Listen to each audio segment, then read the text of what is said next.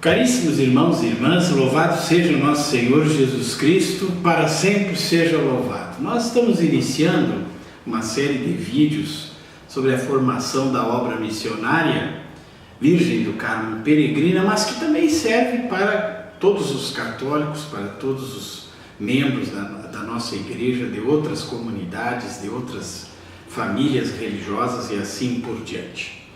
Eu gostaria de iniciar falando um pouco sobre a história da nossa obra, o que aconteceu, inclusive dando um testemunho vivo com essa graça que, embora eu não sendo digno, fui chamado a ser o fundador da nossa comunidade.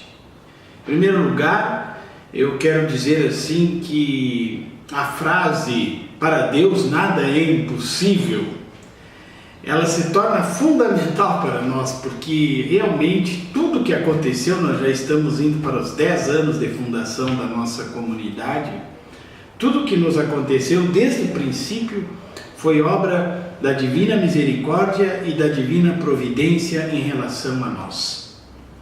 Eu estive na Ordem Carmelitana durante muitos anos, trabalhei na formação, recebi também dentro da ordem conhecimento mais aprofundado de Santa Teresa e São João da Cruz no curso em Ávila, na Espanha. Foi um curso de altíssimo nível, de grande experiência do cultivo da presença de Deus. Se nós formos avaliar o grande carisma da ordem carmelitana, é o cultivo da presença de Deus. Essa é a grande raiz do carisma. E a partir daí nós temos os grandes santos carmelitas que são muito conhecidos em toda a nossa Santa Igreja. Aí temos o São Simão Stock, que recebeu a visão de Nossa Senhora, o Santo Escapulário. Nós temos Santa Teresa de Jesus, São João da Cruz, Santa Teresinha, Teresa de Los Andes, Teresa Benedita da Cruz. Bom, são muitos os santos que beberam esse carisma.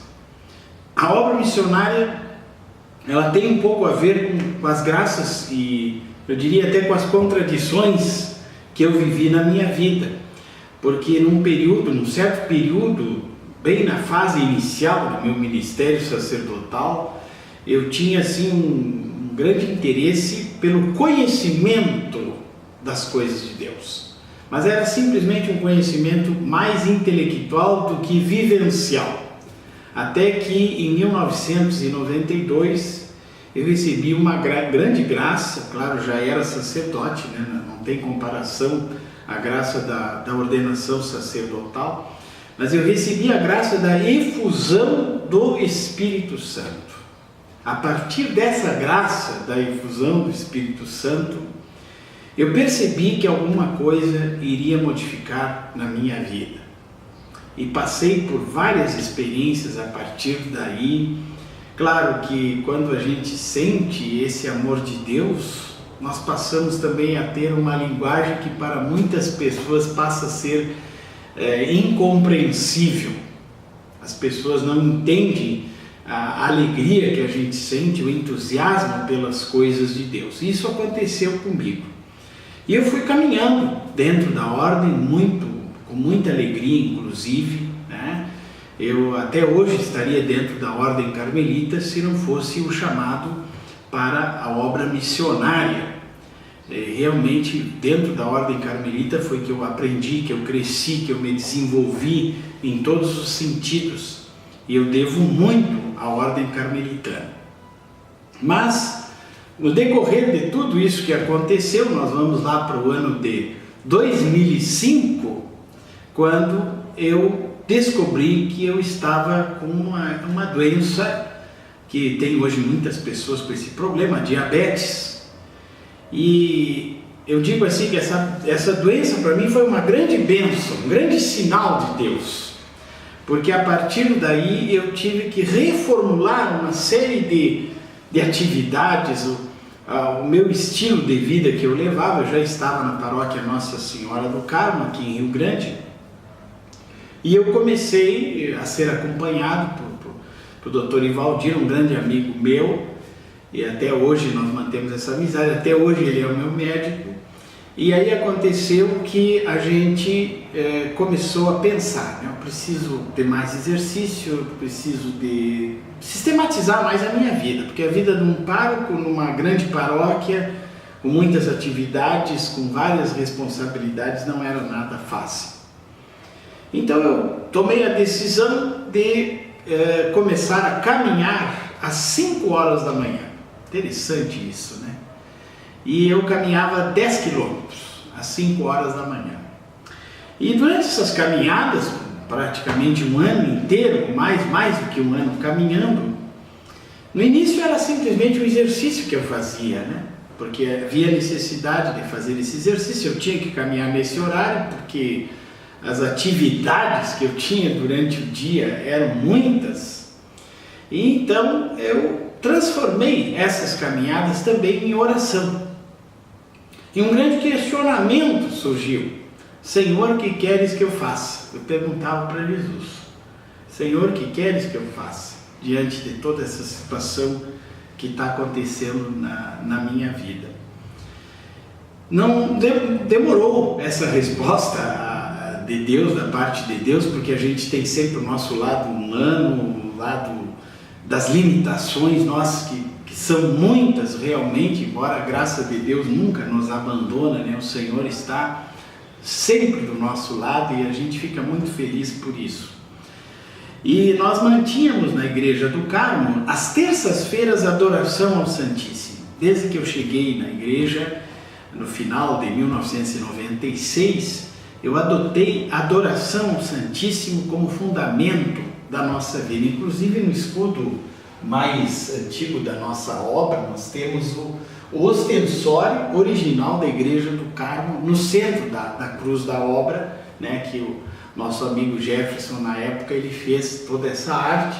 Então ele colocou esse ostensório no centro, porque foi aí que aconteceram também muitas graças, muito chamado de Deus, que eu não estava entendendo também, mas a coisa foi amadurecendo, até que num dia, numa missa de louvor, numa quinta-feira que a gente celebrava, após a comunhão, eu costumo fazer meu momento de ação de graças, eu senti no meu coração que Jesus me disse: eu te quero aqui às 5 horas da manhã. Foi muito claro para mim aquele chamado de Jesus. Tão claro que eu fiquei na hora muito impressionado, disse: mas como é que é isso, né? E aí eu pensei: não, eu vou obedecer porque foi um momento muito importante que eu recebi esse convite, e foi isso que aconteceu. Eu fui às 5 horas da manhã dentro da Igreja do Carmo, uma igreja enorme, um sacrário lindíssimo, todo de mármore, e levei a Bíblia, né? Tinha a Bíblia do peregrino, né? Até hoje tenho essa Bíblia, e disse assim: Senhor, fale para mim, o que vai acontecer, o que o Senhor deseja de mim?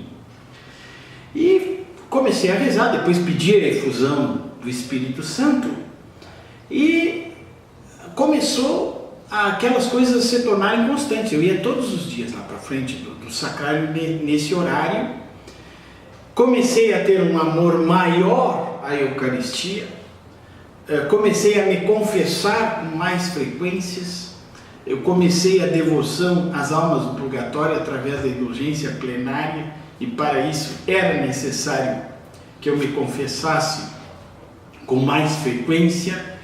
E o sacramento da reconciliação, ele é uma grande alavanca. Nós não temos ideia do que significa isso, ser absolvido por um sacerdote. É o próprio Jesus que nos absolve e nos perdoa. Nós não temos noção da graça que isso significa.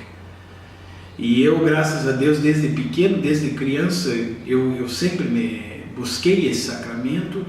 E nesse momento, então, ano de 2006, foi um ano que aconteceram muitas graças. No dia 25 de junho de 2006, na véspera desse dia, eu e o nosso amigo Darlene, o Darlene começou a me acompanhar uma vez por semana nessas orações, e outras pessoas também. E junto com a pastoral carcerária, Jesus me falava que eu tinha que tratar das pessoas que mais necessitavam de mim. Ao mesmo tempo, meu irmão, Lá em São Paulo a gente começou a falar através dos meios da mídia, né? E o Skype, que estava recém-iniciando naquele tempo, e a gente começou a conversar e ele falou palavras que parecia que era Jesus que estava me dizendo, que não era ele. Aquelas palavras que ele me dizia, conselhos que ele me falava. E aconteceu então que eu passei uma noite muito mal, a noite da véspera desse dia 25 de junho, muito mal. E eu disse para o Darlene, disse para os outros que nos acompanhavam, uma graça muito especial está para acontecer, porque eu passei uma noite muito mal. Eu sempre digo assim, o inimigo de Deus ele foi muito ignorante comigo, porque ele se manifestou várias vezes, né, de forma que nunca tinha se manifestado, e isso para mim foi um sinal positivo, porque eu dizia assim, poxa, mas não pode?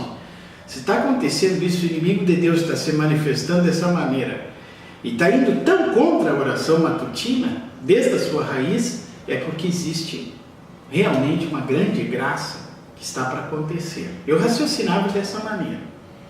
Chegando na cidade de Sananduva, nós mudamos completamente o esquema do cenáculo. Nós fizemos uma santa missa durante toda a manhã. Houve oração de cura, houve pregação, o Darlene estava também, pregou. E nós acabamos assim que tinha um tempo vago até o almoço, mais ou menos uma meia hora. Aí eu disse para o Darlene, eu vou tocar uma música, peguei o acordeon para a gente animar um pouco o povo, né? Vou animar um pouco o povo e depois a gente parte para o almoço. E à tarde seria o momento de cura e de libertação com o Santíssimo Sacramento. E aconteceu então que eu comecei a tocar e o Espírito Santo mandou que eu tocasse a música Saí para Ver o Luar. Que eu tocasse aquela música, em primeiro lugar. Eu sou muito teimoso, meu pai sempre dizia isso, que eu era um guri teimoso, mas eu teimei, mas por que isso? Vou cantar agora isso? Mas eu cantei.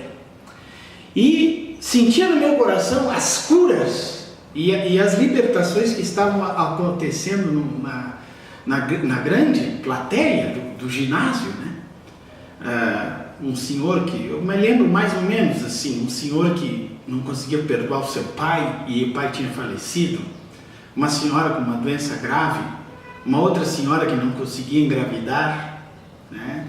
Que ia receber a graça de ser mãe, alguns rapazes que estavam sendo chamados para a vocação sacerdotal, um rapaz que estava sendo liberto da dependência química. E eu comecei a falar isso e mandei que viesse, essas pessoas viessem. E aconteceu que elas vieram. Eu conto muito esse fato pelo seguinte, que eu sou um homem extremamente racional. Não pense que eu sou assim, eu aceito tudo, eu acho tudo um milagre, eu vejo anjinhos em todo, muito pelo contrário. Mas foi tão forte essa efusão do Espírito Santo, essa graça do Espírito Santo, e na realidade quem estava sendo curado naquele momento, eu acredito que era eu. Porque aí houve se abriu assim um horizonte de graças imensas em diversos sentidos.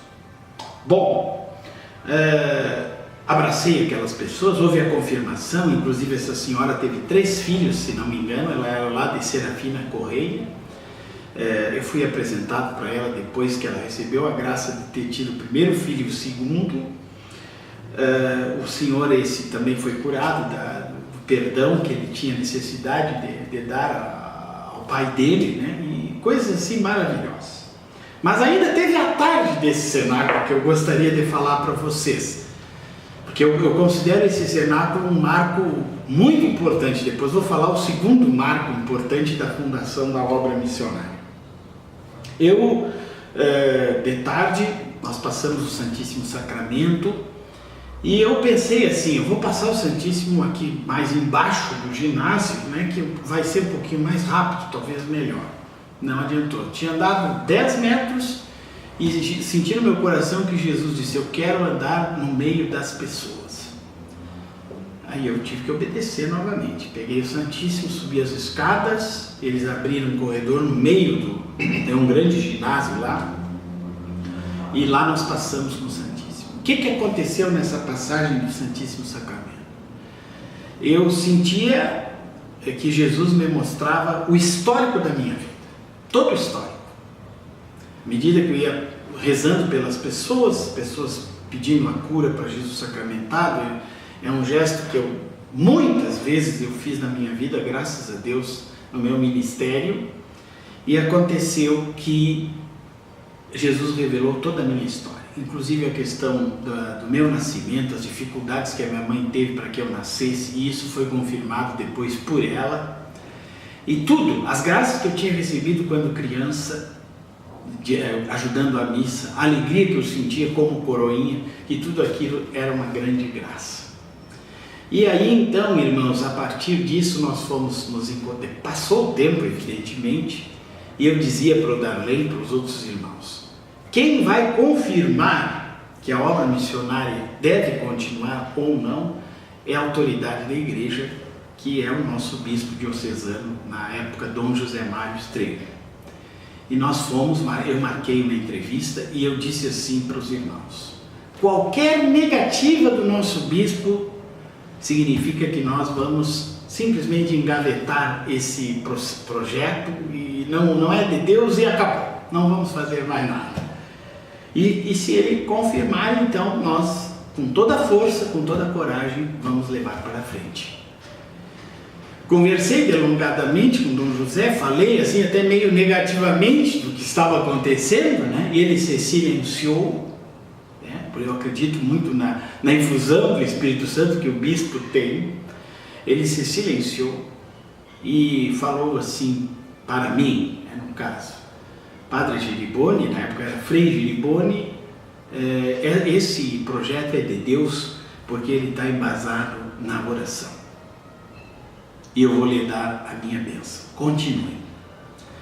Bom, me ajoelhei na frente do Dom José Mário, ele me deu a bênção, impôs as mãos sobre mim, e eu saí de lá com uma grande felicidade, mas também com uma grande preocupação, porque eu sabia que não dava mais para voltar. Era Deus que queria que a obra missionária existisse. Foi aí então que a gente iniciou todo o processo, fomos nos organizando, depois tivemos a ajuda de pessoas também especializadas na área jurídica, e justamente então no dia 10 de janeiro de 2007 aconteceu a fundação da obra missionária. Tudo é graça de Deus. Deus nos ama acima das nossas limitações. E a gente vai continuar depois outros vídeos com outros momentos, mas é muito importante esse histórico para as futuras gerações também saberem, né? Mais ou menos, claro, nós temos um grande histórico que eu escrevi, inclusive frases, o Espírito Santo me revelava, especialmente durante a madrugada, eu me levantava, eu escrevia, está escrito tudo isso, mas eu acredito que esse resumo vai ser muito importante para nós. Deus abençoe a todos vocês.